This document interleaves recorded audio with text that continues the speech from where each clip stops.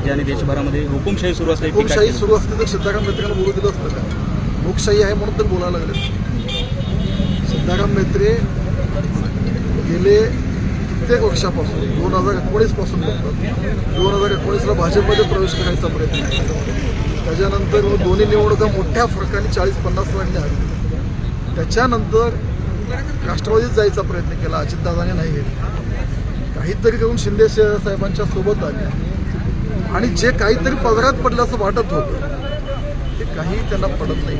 जे व्यवसाय धंदे त्यांचे जे होते बंद पडलेले ते सुरू होतील अशी अपेक्षा होती आणि कुठंतरी आपण मनासारखं होत नाही. त्यामुळं ते व्यतीत होऊन बोलत असतील आणि व्यतीत झालेल्या माणसाबद्दल जास्त न बोललेलं बरं. राहुल गांधींचं सुद्धा आमच्याकडे एकच पालकमंत्री आहेत आणि जयगोपाल गोरेसाहेब पालकमंत्री आहेत. त्यांना सोडून दुसराही कुणीही सुपर पालकमंत्री वगैरे काही नाही. दादा कुठं तर गणपतीची प्रतिष्ठापना जिव्हारी लागलेली आहे का?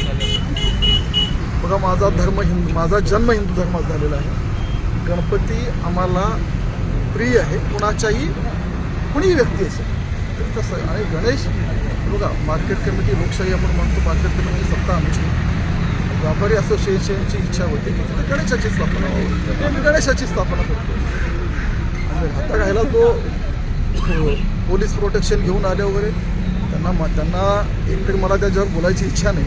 कारण एखादा माणूस व्यथित होऊन बोलला असेल, एखादा माणूस खूप साऱ्या अपेक्षा घेऊन आला आणि पदरात नाही का निराश होऊन बोललेला असेल, अशा माणसाबद्दल जास्त न बोललेलं बरं. दुधनी देऊन दाखवा. आणि मी ह्याच्या अगोदर 10 वेळा आलो. एकदा आमदार नसताना आलो, तुमची सत्ता घालवली, तुमचे घरचे कोण होते त्यांना पाडलं.